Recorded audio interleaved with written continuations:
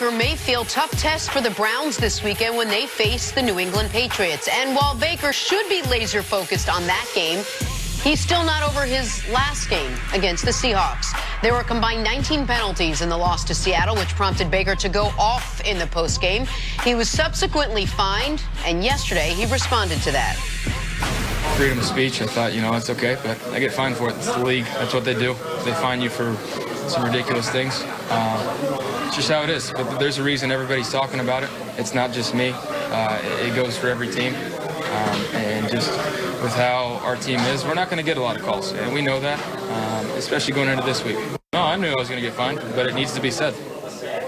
People have to be held accountable for their job. When it affects my job, it sucks because it's not in my control.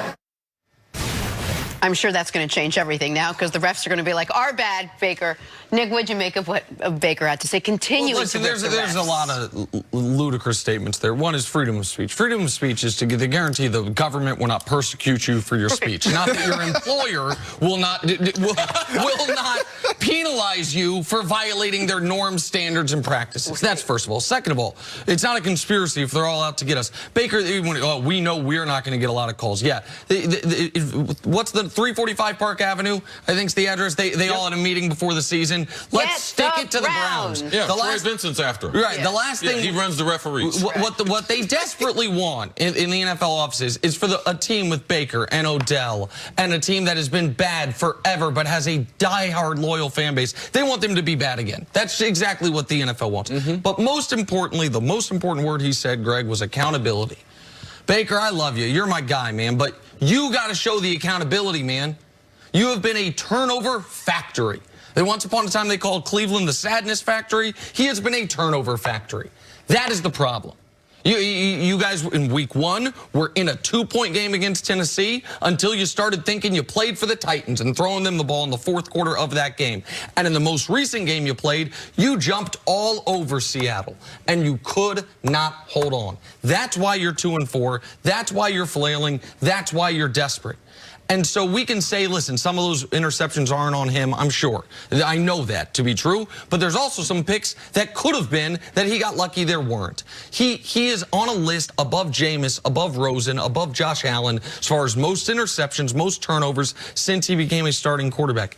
That, among other things, is the biggest issue with the Cleveland Browns, not whether or not the referees have it out for them. Yeah, I'm with you there. The accountability is huge. He has to have some sense of self-awareness. When you start saying things like the refs are affecting my job, no, it starts with your level of play and what you have not been able to do. Last year, we weren't listening to media talks about Baker talking about the referees and what they were doing or were not doing. That's true. Why? Because he was having success. Sure. He was the splash. He was the new toy. No one really knew what to expect. And now teams have game planned him. They understand his weaknesses. They understand how to get at him. Obviously, their offensive line suffers. They're not. Yes. They don't have a good offensive line, which that affects his level of play as well.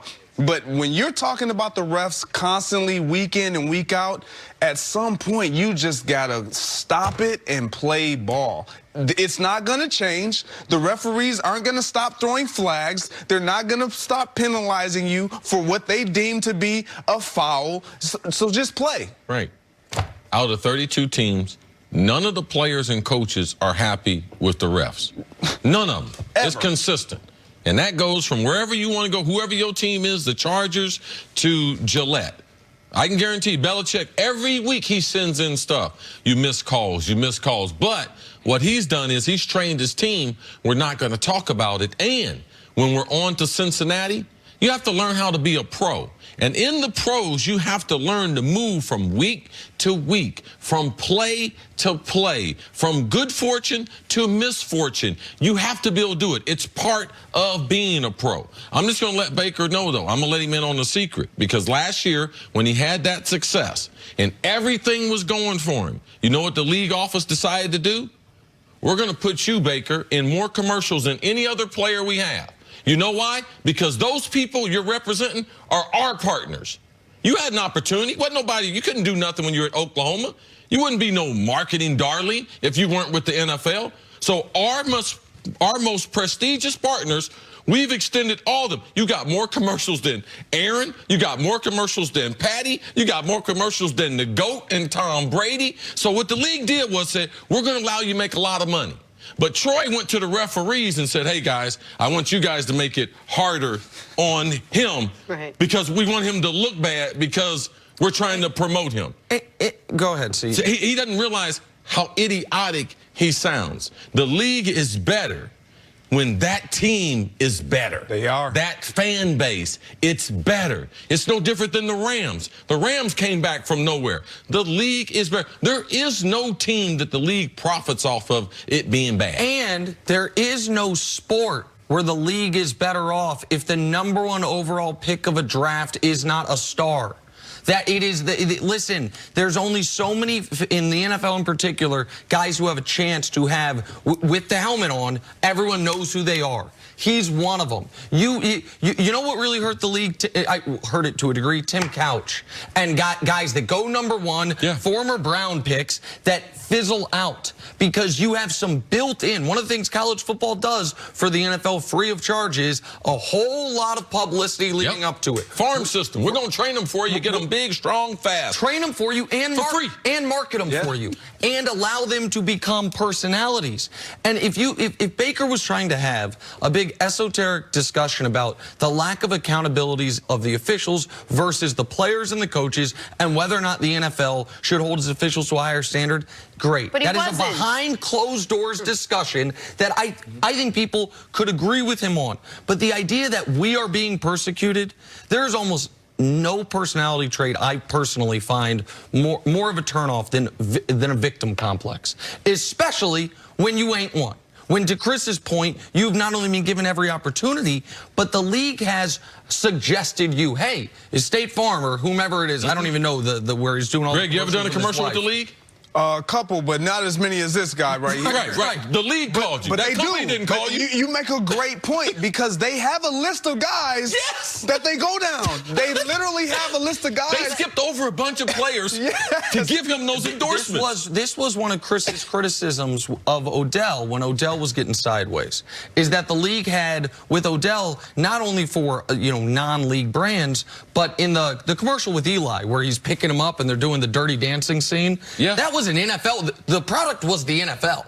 It wasn't Visa or it was the NFL. And so don't you see the irony here? We're talking about him being a pro and having accountability. Guess who he's playing on Sunday?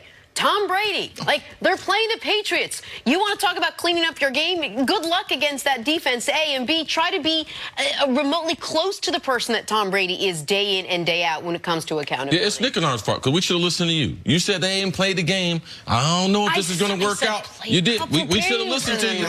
We should. I'm not ready to give up on them yet, for the record. I'm not ready yet. I'm with you. Nick. I'm not ready to give up. Much appreciated. I think they might win this weekend. Greg, thanks so much for hanging out today. Got to take a break. Coming up, should Drew Brees play on